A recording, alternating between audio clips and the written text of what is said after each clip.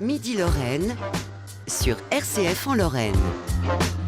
Et à 12h15, nous retrouvons bien sûr Milan Tinirello avec son invité. Aujourd'hui, le conseil départemental de Meurthe-et-Moselle. Et nous allons parler des artistes qui sont au RSA Milan et qui cherchent à s'insérer professionnellement. Et donc, le conseil départemental propose des actions pour le cas. Oui, Romain, aujourd'hui je reçois Xavier Caille, référent territorial insertion au conseil départemental de Meurthe-et-Moselle, et Fabrice Moine, dirigeant de Proteida, une entreprise qui aide les artistes justement à s'insérer professionnellement. Bonjour à vous deux. Bonjour. Vous l'aurez compris, donc ce midi on va parler emploi et insertion professionnelle, notamment en Meurthe-et-Moselle.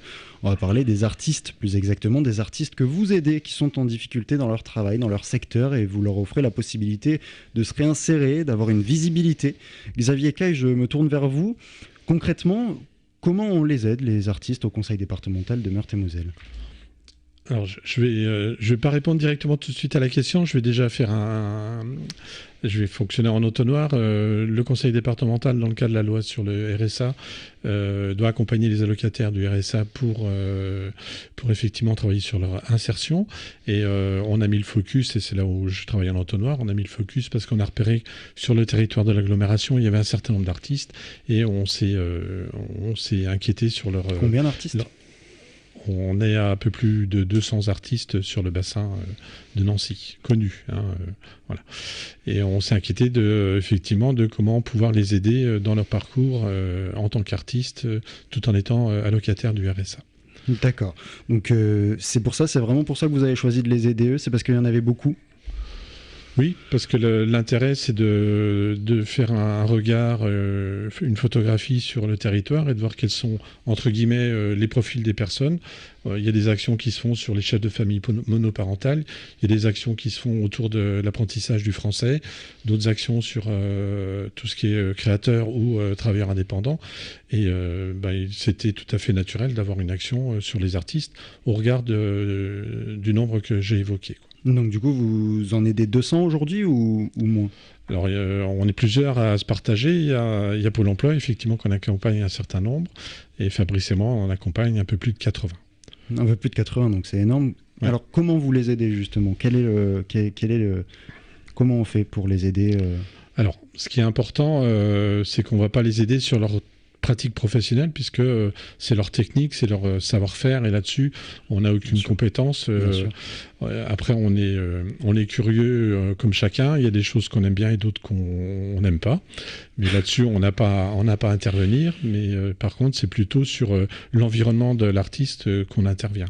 Et là-dessus, Fabrice va pouvoir compléter, puisqu'il est vraiment plus dans la technicité de l'environnement que moi. D'accord, oui, justement, pour compléter tout cela, une entreprise, Proteida, Fabrice Moine, donc je tourne vers vous maintenant, à présent. Depuis 2011, vous en êtes le directeur, si je puis dire. Oui, alors Proteida appartient à une coopérative qui s'appelle Synercop, donc c'est une activité dans une coopérative. Et vous êtes spécialiste donc de l'accompagnement des porteurs de projets, entrepreneurs de l'économie sociale et solidaire, associations et structures culturelles. Bon, concrètement, vous les accompagnez comment ? Dans leur stratégie de communication, par exemple, les artistes ? Oui, c'est des choses très, très, très, très concrètes. D'abord, il faut dire que les artistes travaillent. Ils travaillent leur technique, ils travaillent tout le temps, ils travaillent énormément et ils travaillent beaucoup. Ça, c'est vraiment un préambule absolument indispensable. Et parfois, dans l'activité artistique, assez souvent, on est au RSA parce que l'activité artistique, c'est quelque chose de très fluctuant. On vend pas, on a des expos, on n'en a pas. Et qu'à certains moments, il faut travailler sa technique, il faut travailler pour pouvoir produire pour les prochaines expos. Donc ça, c'est vraiment le préambule. Moi, j'interviens pas du tout sur la technique artistique, parce que même si je suis artiste, moi aussi, même si je suis plasticien, j'ai pas à donner de conseils sur la technique d'un artiste, mais par contre je vais intervenir sur tout ce qui est périphérique, c'est-à-dire les accompagner sur la technique de com, comme vous l'avez justement dit, comment on se présente, comment on est dans un vernissage, qu'est-ce qu'on doit dire, et puis sur des choses très statutaires, c'est quoi le statut d'artiste-auteur, parce que c'est très compliqué, c'est très particulier, que ces infos-là on les trouve très peu ailleurs, parce qu'elles sont vraiment très très spécifiques, c'est un statut à part entière, qui n'est pas celui de l'intermittence, qui est celui du statut de l'artiste-auteur. Voilà, et puis on accompagne aussi évidemment les intermittents du spectacle. Mais c'est également travailler à quel prix je dois vendre mon œuvre, comment je la mets en valeur, comment je me mets en valeur, comment je parle de moi. Voilà. Parce que tout ça, c'est des choses qu'ils n'apprennent pas au final en école des beaux-arts. Mais d'abord, tous les artistes passent pas par les écoles des beaux-arts, par l'ENSAD, etc. Ça, c'est une des voies possibles, mais c'est pas la voie indispensable et nécessaire. Moi, je suis pas passé par cette filière-là. Ça s'apprend pas, ça s'apprend sur le tas. Et puis c'est vraiment très particulier, très spécifique. Les seuils de TVA, par exemple, sont pas les mêmes pour les artistes que pour un auto-entrepreneur. Donc, ce sont des choses particulières qui répondent à des besoins spécifiques. Et puis, quand on y est passé soi-même, autant aider les autres à pas se reposer 200 fois les mêmes questions. Voilà, c'est parfois des choses vraiment très très simples. Et c'est cet accompagnement-là. Alors, comment on les accompagne très concrètement ? Moi, je les rencontre physiquement, réellement, tous les mois. On fait un point sur leur activité, sur leurs besoins. Et on est bien dans une démarche d'accompagnement et pas une démarche de formation. C'est-à-dire que moi, je travaille vraiment sur les besoins qu'ils ont, qu'on a détectés ensemble et qu'ils ont envie de travailler. D'accord. Et pas sur autre chose, parce que c'est ça qui est important, c'est que chacun progresse à son rythme et en fonction de ses besoins à lui. D'accord. Et vous êtes missionné du coup par le département pour ce travail depuis 2016. Est-ce que c'est parce que vous aussi, comme vous le dites, vous êtes passé par là que vous avez choisi d'aider le département ? Alors d'abord parce que c'est le département qui m'a sollicité, donc c'est déjà pas mal, mais oui, clairement. Parce que moi je me suis pris des portes, parce que j'ai eu des doutes, parce que j'ai demandé des conseils, parce que j'ai réussi à avoir des infos, et puis je pense que ces infos-là que j'ai réussi à avoir, parfois c'est des choses toutes simples, vraiment toutes simples, mais qui paraissent insurmontables. Très souvent, vous savez, les artistes, c'est pas des entrepreneurs, alors que ce sont des entreprises, des professions libérales. Nous sommes professions libérales. Mais à la base, nous, on ne fait pas ce métier-là pour être un entrepreneur. On a envie de peindre, on a envie de dessiner, on a envie de graver, on a envie d'émailler dans mon cas, mais on n'a pas envie de faire de la comptabilité. Est-ce que le métier d'artiste, c'est un métier dur aujourd'hui ? Il a toujours été dur. Voilà, les artistes ont toujours vécu de mécènes et de ventes. Il est particulièrement dur en ces temps de Covid. Parce qu'on n'a plus l'occasion d'exposer, donc plus de ventes, donc plus d'avoir de revenus. Et c'est là où le soutien qu'on peut apporter aux artistes bénéficiaires du RSA est encore plus important aujourd'hui. C'est comment on s'en sort, comment on réinvente, alors qu'on n'a plus le droit d'exposer. Comment on réinvente notre manière de vendre ? Alors vous dites on n'a plus le droit d'exposer aujourd'hui. Xavier, il me semble que la maison du département aide les artistes justement en ce sens-là. Alors, la maison du département, le directeur de la maison du département m'a offert un certain nombre de murs pour y organiser des expositions. Donc la maison du département, elle est 67 rue Émile Bertin à Nancy, donc ouvert au public dans les horaires d'ouverture au public. Donc c'est de 9h à midi et de 14h à 17h. Et donc où il y a une expo, alors pas permanente puisqu'on travaille par cycle, mais l'expo actuelle, donc c'est François Valerio Vincent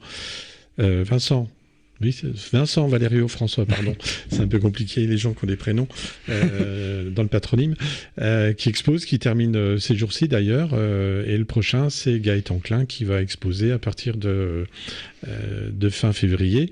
Donc on laisse entre chaque expo un petit temps de latence d'1 mois. Donc ça permet effectivement pour certains artistes de préparer leur première expo, pour d'autres de montrer un nouvel axe de travail. Mais c'est puis de se faire valoir, de travailler la communication. Donc c'est important. Ces murs-là sont importants. Et on va essayer Fabrice et moi, ce qu'on fait régulièrement, c'est de trouver d'autres lieux pour des expositions ou d'autres partenariats, effectivement, dans le cadre de notre accompagnement des allocataires du RSA. Tous les deux sont des artistes, ceux dont vous parlez sont des artistes que vous aidez et qui sont allocataires du RSA. Oui.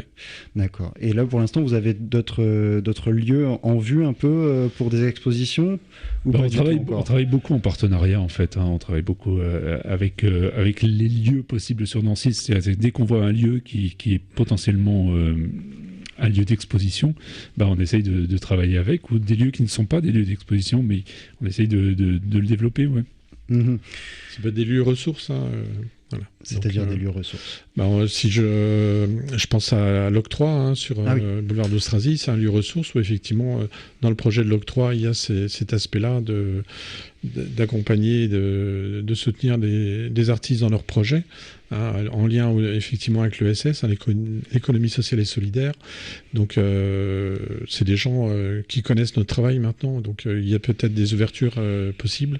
D'ailleurs on monte une demi-journée d'information fin janvier avec l'octroi, donc on est en partenariat tous les trois, Protéidae, l'octroi et le conseil départemental, pour donner des informations à un collectif d'artistes qui sont soit accompagnés par Fabrice et moi, soit connus par l'octroi, mais qui ne sont pas forcément locataires du RSA. Mais c'est un temps effectivement de connaissance, prise de connaissance du lieu, de ses missions et puis de rencontres. Bien sûr. Fabrice, tout à l'heure vous parliez du Covid.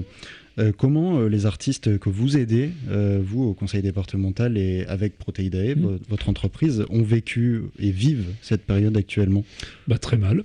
Pour les artistes auteurs, ça c'est pour la plupart traduit par un chiffre à 0 sur l'année 2020. Ah oui. Donc clairement, ça veut dire des retours au RSA pour certains d'entre eux, des arrivées au RSA pour certains d'entre eux. Ça veut dire des choses beaucoup plus compliquées, mais au-delà de ça, c'est tout le climat. Nous, on fait ce métier-là pour montrer nos œuvres, pour rencontrer du public. Donc c'est aussi tout ça qui a été impacté. Donc même si j'aime pas trop parler de la crise, parce qu'il vaut mieux parler de comment on va s'en sortir, mais en tout cas ça a vraiment impacté, ça a vraiment impacté notre morale. Mais je pense que là les artistes vont aussi avoir un sujet duquel s'emparer. Ça veut dire quoi exposer aujourd'hui, ça veut dire quoi, il va y avoir des choses qui vont se traduire dans les œuvres. C'est surtout ça qui m'intéresse. Mais ça a mis un coup d'arrêt à la création, ça c'est absolument certain. Vous dites qu'il y en a qui reviennent au RSA malheureusement. Oui, bien sûr. Quand on vend rien, on n'a pas d'autre choix.